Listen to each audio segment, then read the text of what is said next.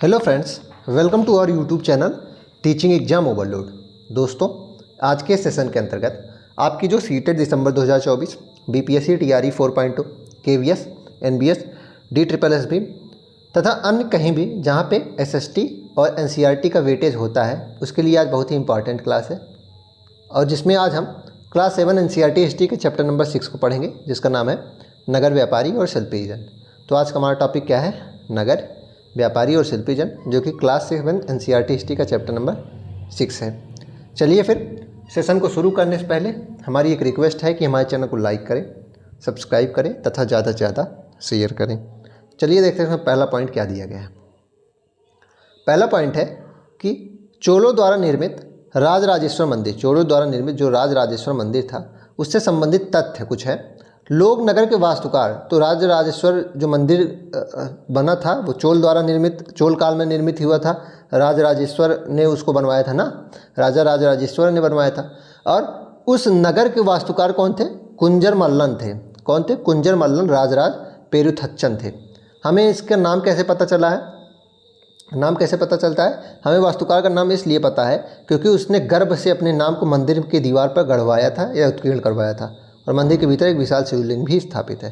तो चोल कालों में राजराजेश्वर मंदिर बना था और नगर के वास्तुकार कौन थे? कुंजर मल्लन राजराज पेरुथच्चन। और हमें इनका नाम ऐसे पता चला है क्योंकि इन्होंने अपना नाम गर्भ से मंदिर की दीवार पर उत्कीर्ण करवाया था। अगला देखते हैं, तंजावुर क्या है? एक मंदिर नगर का उदाहरण है। तंजावुर क्या है? एक मंदिर नगर का उदाहरण हो जाएगा। जैसे कि और एग्जांपल बताऊं, जैसे कि कटरा हो गया, कटरा जम्मू कश्मीर का मंदिर नगर का उदाहरण हो जाएगा ना। मदुरै हो जाएगा, मदुरै मंदिर नगर का उदाहरण हो जाएगा। तो ऐसे ही बहुत सारे मंदिर नगर के उदाहरण हो जाते हैं, मतलब जहाँ मंदिरों की प्रधानता होती है। अगला पॉइंट है, कांसा एक मिश्र धातु होती है जो तांबा और रांगे से बनती है। कांसा क्या होती है? मिश्र धातु होती है जो तांबा और रांगे यानी कि टिन से बनती है। ठीक है। घंटा धातु क्या होती है? घंटा धातु में रांगे का अनुपात अन्य किस्म में कांसे से अधिक होता है। घंटा धातु में क्या होता है कि जो रांगा होता है, अन्य जो कांसे होते हैं उनमें रांगा कम होता है, लेकिन घंटा धातु में रांगा ज़्यादा होता है और यह घंटे जैसी ध्वनि उत्पन्न करता है, इसलिए इसको घंटा धातु कहा जाता है। तो कांसा किससे बनता है? तांबा और टिन से बनता है या रांगा से। घंटा धातु क्या होती है? एक विशेष प्रकार की कांसा होती है जिसमें रांगे का अनुपात ज़्यादा होता है और तांबे का अनुपात कम हो जाता है। ठीक है, इसमें घंटे द्वारा एक ध्वनि उत्पन्न होती है। अगला पॉइंट दिया गया है कि जो चोल काल की कांस्य मूर्तियाँ थी बहुत ही फेमस थी, बहुत ज़्यादा फेमस थी। चोल काल की कांस्य मूर्तियाँ बहुत ज़्यादा फेमस थी और यह लुप्तमोम तकनीक द्वारा बनाई गई थी। या कैसे बनाई गई थी? लुप्तमोम तकनीक द्वारा बनाई जाती थी। इसमें क्या होता था? सर्वप्रथम क्या किया जाता था? मोम की एक प्रतिमा बनाई जाती थी। सर्वप्रथम क्या किया जाता था? मोम की एक प्रतिमा बनाकर चिकनी मिट्टी से पूरी तरह लीप दिया जाता था और सूखने के लिए छोड़ दिया जाता था। एक मोम की प्रतिमा बनाई जाएगी, उसको चिकनी मिट्टी से लेपा जाएगा और सूखने के लिए छोड़ दिया जाएगा। जब मिट्टी पूरी तरह सूख जाएगी तो उसे गर्म किया जाता था और मिट्टी के एक आवरण में एक छोटा सा छेद कर दिया जाता था। ठीक है, मिट्टी के आवरण में छोटा सा छेद जब कर देंगे तो सारा जो मोम था वो पिघल के बाहर आ जाएगा। सारा मोम पिघल के बाहर आ जाएगा, लेकिन मिट्टी तो पक जाएगी ना। जिस प्रकार ईंट मिट्टी से बनता है उसी प्रकार मिट्टी भी पक जाएगी और जो छिद्र है उससे तो मोम पिघल के बाहर आ जाएगी। अब हमारे पास सांचा बचता था। सांचा में क्या करते थे हम लोग? पिघली हुई धातु भर देते थे। पिघली हुई हम क्या करते थे? कांसे की धातु भर देते थे। कांसे की धातु जब हम उसमें पिघली भर देते थे, कांसा पिघला हुआ, और धातु बाद में ठंडा होकर ठोस हो जाती थी और हम चिकनी मिट्टी के आवरण को सावधानीपूर्वक हटा देते थे और नई प्रतिमा जो निकलती थी वो साफ और चमकदार होती थी। ठीक है, ऐसे होता था। और चोल काल में जो कांस्य प्रतिमाएँ थी वो बहुत ज़्यादा वर्ल्ड फेमस थी। ये देखिए, ये फिगर है चोल काल की कांस्य प्रतिमाएँ। आगे देखते हैं। समय के साथ बड़ी संख्या में पुरोहित, पुजारी, कामगार, शिल्पी, व्यापारी आदि मंदिर तथा उसके दर्शनार्थियों एवं तीर्थार्थियों की आवश्यकता को पूरा करने के लिए मंदिर के आसपास बसते गए। अगर आप भी किसी मंदिर में जाएंगे तो वहाँ के आसपास देखेंगे बड़ा क्राउडेड एरिया होता है ना। मंदिर कहीं भी छोटी सी भी मंदिर हो, अगर गाँव में भी मंदिर होगी जिसका एक विशेष महत्व होगा, मतलब कि जो कई गाँवों के लिए महत्वपूर्ण हो जाएगी, वहाँ भी देखेंगे तो आप क्राउडेड होगा। क्राउडेड क्यों होता था? क्योंकि समय के साथ जब संख्या लोगों की बढ़ी, पुरोहित, पुजारी, कामगार, शिल्पी, व्यापारी आदि ने मंदिर के लिए तथा उसके जो दर्शनार्थी आए, तीर्थयात्री आए, उनकी आवश्यकताओं को पूरा करने के लिए और धनार्जन के लिए मंदिर के आसपास बसते गए और इसी प्रकार मंदिर नगर का विकास हुआ। ठीक है, इसी रीति रिवाज से मंदिर के चारों ओर अनेक नगरों का आविर्भाव हुआ और मंदिर नगर के कुछ उदाहरण जैसे दिए गए हैं, जैसे कि मध्य प्रदेश का भिल्ल स्वामिन भीलसा या विदिशा इसको कहते हैं, ठीक है। विदिशा मंदिर नगर का उदाहरण है, इसे भीलसा या भेलस्वामिन भी कहते हैं। गुजरात में सोमनाथ। कुछ अन्य हैं जैसे कि तमिलनाडु में कांचीपुरम, मदुरै तमिलनाडु का ही, और आंध्र प्रदेश में तिरुपति। ये सब क्या है, मंदिर नगर के उदाहरण हो जाएंगे। आगे देखते हैं, अगला पॉइंट है 8वीं शताब्दी से ही उपमहाद्वीप में अनेक छोटे छोटे नगरों का संजाल सा बिछने लगा था। उनमें आमतौर पर एक मंडपिका क्या होगी, जिसे आज हम मंडी जानते हैं, वह मंडपिका कहलाती थी, जहां आसपास के गांव वाले अपनी उपज बेचने के लिए जाते थे। तो मंडी जो होती है, बड़ा बाजार जिसे हम कहते हैं, वो क्या होती थी उस समय, मंडपिका होती थी, ठीक है। उनमें ऐसी गलियां थी जहां दुकानें में बाजार लगती थी, जैसे हट, और बाद में हम हाट बाजार आप सुने होंगे ना। हाट बाजार एक जैसे समानार्थी शब्द है। हाट का अर्थ क्या होता है, बाजार ही होता है। हाट का अर्थ बाजार होता है। तो बाजार क्या होता है, जो गलियों में दुकानें और बाजार के मेले होते हैं उन्हें ही तो कहा जाता है दुकानें और बाजार का जो ग्रुप होता है। तो गलियों में हट कहा जाता था उस समय, जो दुकानें और बाजार लगते थे, ठीक है। अगला पॉइंट है मणिग्रामम और नानादेशी। अगला पॉइंट क्या है हमारा, मणिग्रामम और नानादेशी। चलिए देखते हैं। दक्षिण भारत की महत्वपूर्ण व्यापारी संघ कौन सी हैं, मणिग्रामम और नानादेशी। व्यापारी संघ को आप जानते हैं ना, जैसे कि वोहरा भी एक क्या है, मुस्लिम की व्यापारी समुदाय है मुस्लिम का। तो मणिग्रामम और नानादेशी जो थे वो दक्षिण भारत के व्यापारी संघ थे। इसके अलावा चेट्टियार, मारवाड़ी, ओसवाल जैसे समुदाय भी थे, जो आगे चल के देश के प्रधान व्यापारी समूह बने, ठीक है। तो व्यापार करने का एक जो मतलब कि जिनके कहा जाता है, जैसे कि बनिया जैसे कहते हैं, बनिया क्या होता है, तो बनिया ही ये कहा जा रहा है कि व्यापारी संघ को बनिया कह देते हैं ना। तो जो मतलब जिनको माना जाता है जिनकी जाति में ही व्यापार करना लिखा है, ऐसे लोग जो मानते हैं अपने आप को, तो वो व्यापारी संघ कहलाते हैं। तो मणिग्रामम, नानादेशी दक्षिण भारत के हो जाएंगे। चेट्टियार, मारवाड़ी, ओसवाल कुछ और प्रमुख हैं, ठीक है। गुजराती व्यापार में हिंदू बनिया होते थे, तो बनिया शब्द यहीं से आया। गुजराती व्यापारियों में हिंदू कौन होते थे, बनिया होते थे, और मुस्लिम वोहरा। ये भी दोनों समुदाय व्यापारी समुदाय हो गए।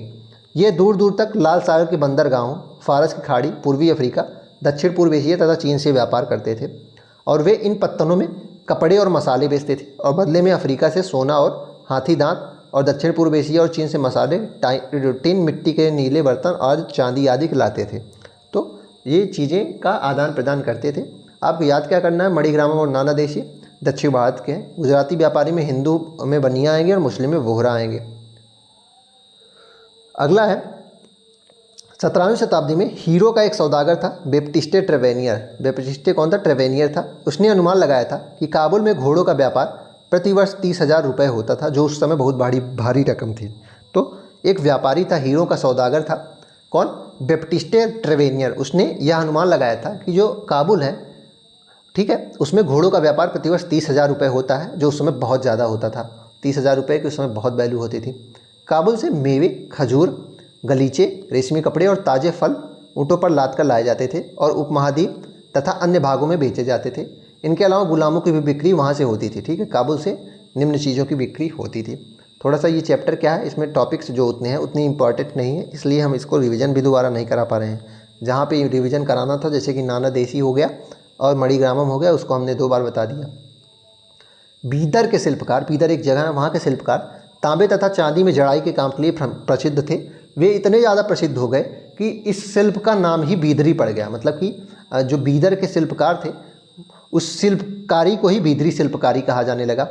पांचाल अर्थात विश्वकर्मा समुदाय, जिसमें सुनार, कशेरे, लोहार, राजमिस्त्री और बढ़ई शामिल होते हैं, मंदिर के निर्माण के लिए आवश्यक थे। तो मंदिर के निर्माण में ये सारी जातियाँ आवश्यक थी, जो पंचाल अर्थात विश्वकर्मा के अंतर्गत आती हैं। कौन कौन सी, सुनार, कशेरे, लोहार, राजमिस्त्री और बढ़ई।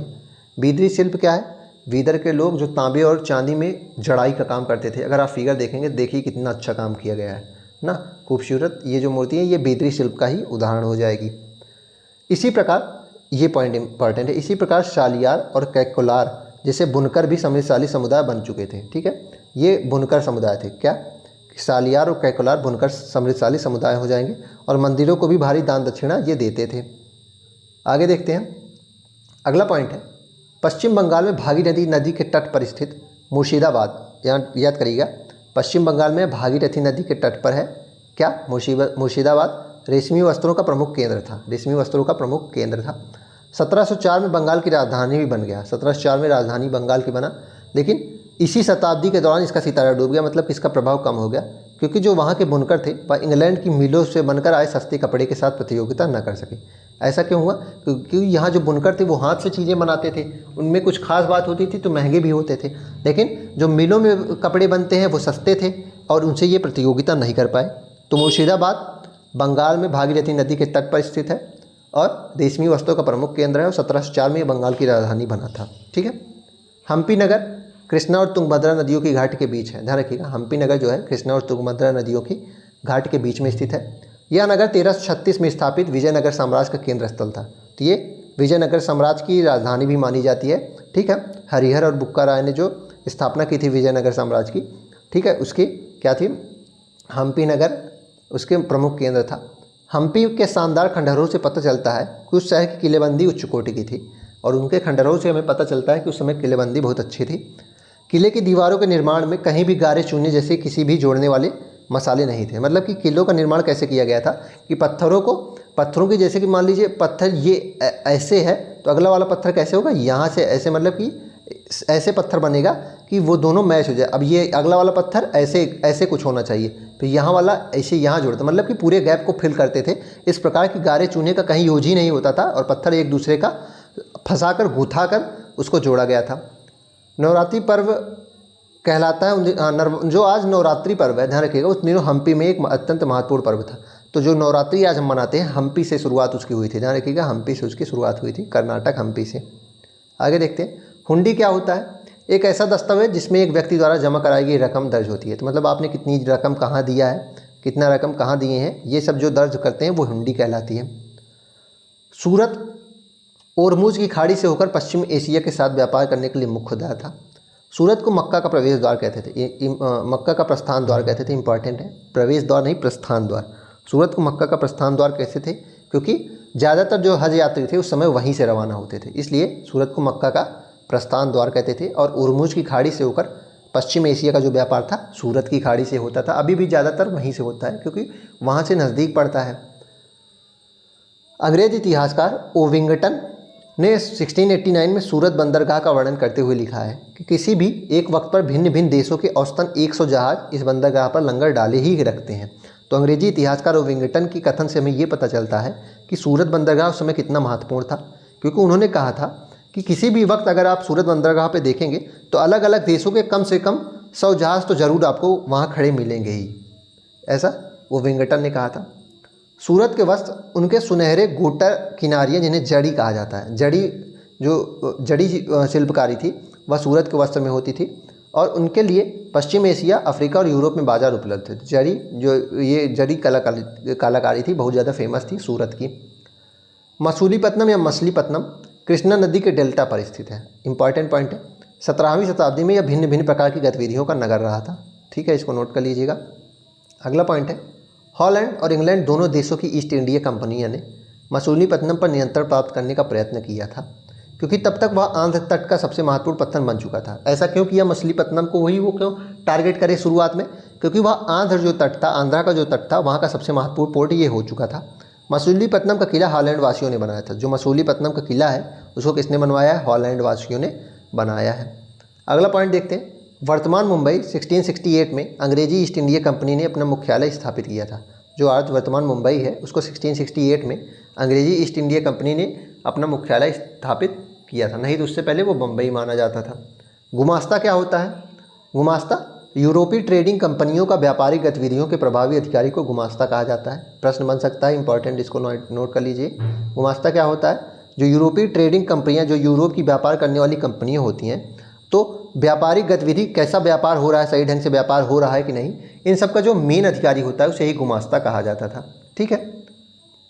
1686 और 87 में मुगल बादशाह औरंगजेब ने गोलकुंडा को मुगल साम्राज्य में मिला लिया था। बहुत इंपॉर्टेंट पॉइंट है। औरंगजेब के समय में भी जो चैप्टर 4 था या 3 था, जिसमें हमने मुगल काल के शासकों को बताया है, उसमें हम बताए थे कि बीजापुर और गोलकुंडा, 1686 में बीजापुर और 1687 में गोलकुंडा, दोनों साम्राज्य को औरंगजेब ने जीत लिया था। वास्को डी गामा के बारे में जान लेते हैं, जिनके बारे में ये कहा जाता है कि भारत के समुद्री मार्ग की खोज की थी। पुर्तगाली नाविक वास्को डी गामा अटलांटिक महासागर के साथ यात्रा करते हुए केप ऑफ गुड होप से निकलकर और हिंद महासागर को पार करके भारत पहुंचे थे। कहाँ से कहाँ तक आए थे, नोट करिए। अटलांटिक महासागर से निकले थे। केप ऑफ गुड होप कहाँ है? साउथ अफ्रीका में है, अफ्रीका महाद्वीप में है। फिर हिंद महासागर को पार किए और भारत पहुँचे। उसने अपनी पहली यात्रा को पूरा करने में 1 वर्ष से भी अधिक समय लगा था और 1498 में वो कालीकट पहुंचा था। 1498 में वो कालीकट पे पहुंचा था। उस समय शासक का नाम क्या है? जमेरीन। उसको उस समय शासक कौन था? जमेरीन था। और अगले वर्ष पुर्तगाल की राजधानी लिस्बन लौट गया। 1499 में वो पुर्तगाल की राजधानी लिस्बन लौट गया। प्रश्न पुर्तगाल की राजधानी से भी पूछा जा सकता है। इस समुद्री यात्रा के दौरान उसके 4 में से 2 जहाज नष्ट हो गए और 170 यात्रियों में केवल 54 ही जीवित बचे थे। तो इस यात्रा में सोचिए, यात्रा उस समय कितनी खतरनाक भी होती थी। 4 जहाज लेके आया था, 2 नष्ट हो गए, 170 यात्री लेके आया था और 54 ही बचे थे। इन प्रत्यक्ष खतरों के बावजूद जो मार्ग खोले गए और खोजे गए वे बहुत ज़्यादा लाभकारी सिद्ध हुए और समय समय पे वहाँ से विभिन्न जो कंपनियाँ थी वो आई। और उसके बाद तो अंग्रेज, हॉलैंड वासी और फ्रांसीसी नाविक ने भी उनका अनुकरण करना प्रारंभ कर दिया और सबने समय समय पे भारत पे कब्जा करने का प्रयास भी किया था। भारत पहुंचने के लिए समुद्री मार्गों की खोज का एक अन्य सुपरिणाम निकला जिसकी किसी को आशा ही नहीं थी। एक इटली वासी क्रिस्टोफर कोलंबस ने भारत पहुंचने का मार्ग खोजने के लिए अटलांटिक महासागर को पार करके पश्चिम की ओर यात्रा करने का निश्चय किया। ऐसा क्यों किया था? ऐसा इसलिए था क्योंकि उसका मानना था कि पृथ्वी गोल है, इसलिए वह पश्चिम की ओर से भी भारत को पहुँच सकता है। लेकिन इसमें क्या हुआ, उसने वेस्ट इंडीज़ को खोज लिया। अब वहाँ जब वो गया तो उसको लगा कि ये इंडिया है, लेकिन पश्चिम का इंडिया था, इसलिए उसको वेस्ट इंडिया कहा गया और उसके बाद कुछ समय बाद उसे वेस्ट इंडीज़ कहा गया। ठीक है, वेस्ट इंडीज़ का नाम इसी कारणवश से पड़ा था। तो किसने? क्रिस्टोफर कोलंबस जो अटलांटिक सागर से निकला था, भारत की खोज करने के लिए नहीं निकला था, भारत के मार्ग की, लेकिन वह पश्चिम की ओर जा रहा था। पश्चिम की ओर क्योंकि उसका मानना था पृथ्वी गोल है तो हम दोनों तरफ से पृथ्वी को पा सकते हैं, उसको मतलब कि हम उस पर पहुँच सकते हैं। लेकिन उसने खोज एक अन्य देश की कर दी जिसको क्या कहा गया? वेस्ट इंडीज़ कहा गया। 1492 में पहुंचा था। ठीक है, उसके पीछे स्पेन और पुर्तगाल के नाविक और विजेता भी वहां आते रहे और उन्होंने मध्य और दक्षिण अमेरिका के बड़े बड़े भागों पे अपने कब्जे किए थे। ठीक है,